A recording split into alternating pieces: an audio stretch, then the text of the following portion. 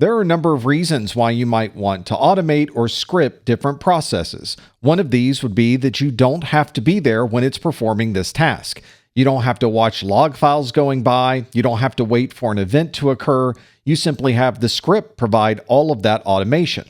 And this is often very useful for identifying problems before they become a much bigger issue. You can have the script constantly watch for problems to start smoldering, and then you can stop it before it turns into a full-blown fire.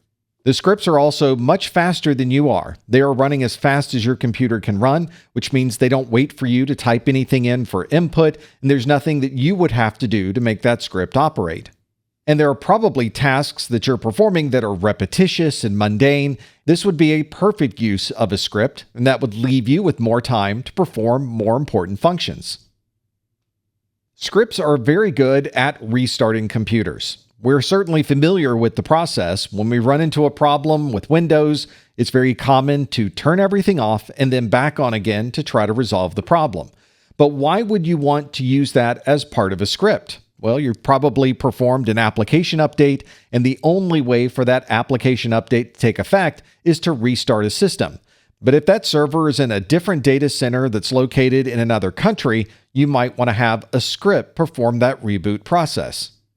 Security patches often require a restart of a system, so you can deploy these patches at night while you're sleeping and have all of these systems automatically reboot during the evening, and then when everybody comes in the morning, their systems are ready to go. And this may be a reboot process that you implement to run at different times of the day. I was working with some software that had a memory leak, and after 3 or 4 hours, that software would stop working and hang the entire system. But if I rebooted every 2 hours, we would start with a completely clean slate, and I would never have that memory leak use up all of the RAM in my system and cause the system to hang. When users start up their computer, they like to have all of the resources they need available to them inside of the operating system. And one way that we can automate the process of connecting an individual's computer to all of their necessary resources and file shares is by using a login script. During the login process, a user's login script will connect to all of the necessary shared drives that they would commonly use throughout the day. We could also have this automated mapping function of network drives built into an upgrade program. To run the upgrade, the script connects to the repository containing all of the upgrade files. It runs those upgrade files against the existing system, and then at the end of the script, it disconnects from that repository. You might also automate this connection and disconnection of shared files with a process that backs up user documents. So we might connect to the backup drive, transfer all of the user documents, and then disconnect from the backup drive as part of that script. If you need to upgrade an application, you could certainly sit at your screen, watch the upgrade prompts, click OK, add any other additional information it needs, and manually step through the entire upgrade process.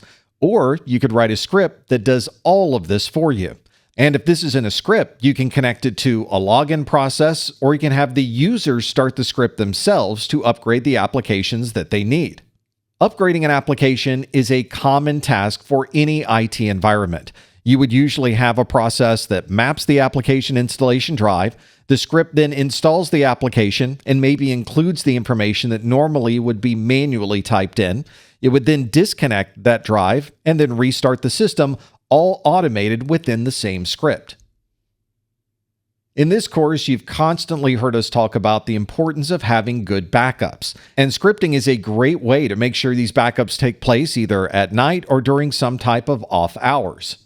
We also have to consider that backups tend to take quite a bit of time. We're transferring a lot of information from one system to another, and we're using quite a number of network resources during those backups.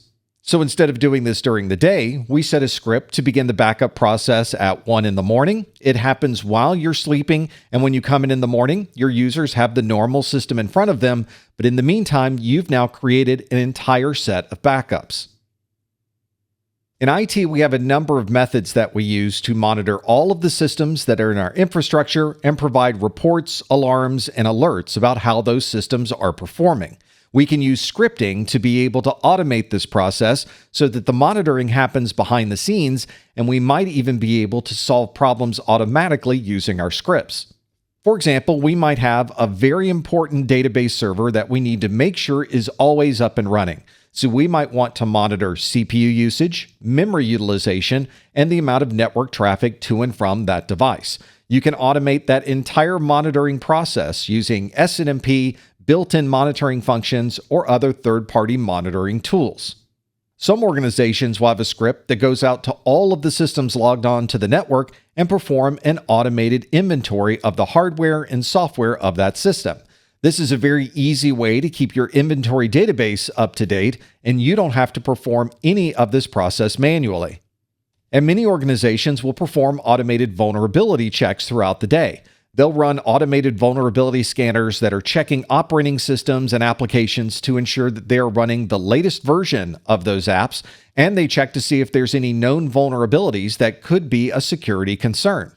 And if the script does find that an application or operating system needs to be updated, we can then run the update script for that specific resource.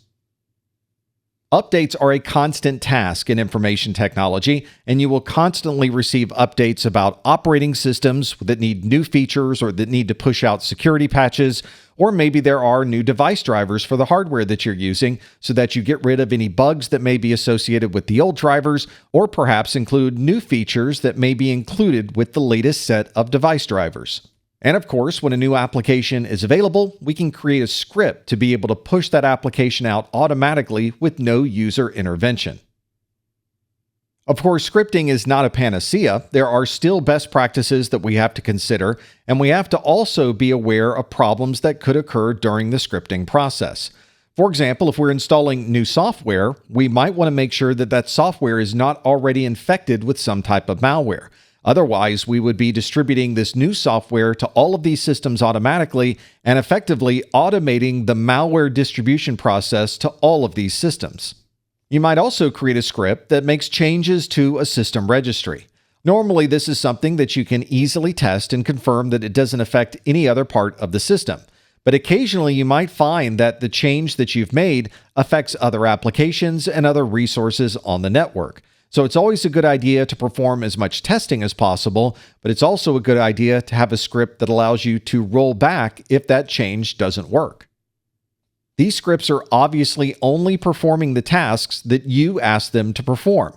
And if there is any syntax error, any issue with the information that you've added to the script, or maybe it's just a loose character that slipped into the script somewhere, you could create a problem with the script running, or in worst case, you create problems with the systems that are running the script themselves. It's very easy to create outages and downtime by using scripts that have inadvertent information inside of the script itself. Your best practice is to always back up information, perhaps even as part of the script, and to always perform as much testing as possible to confirm that there will not be any problems when you start running this script in production.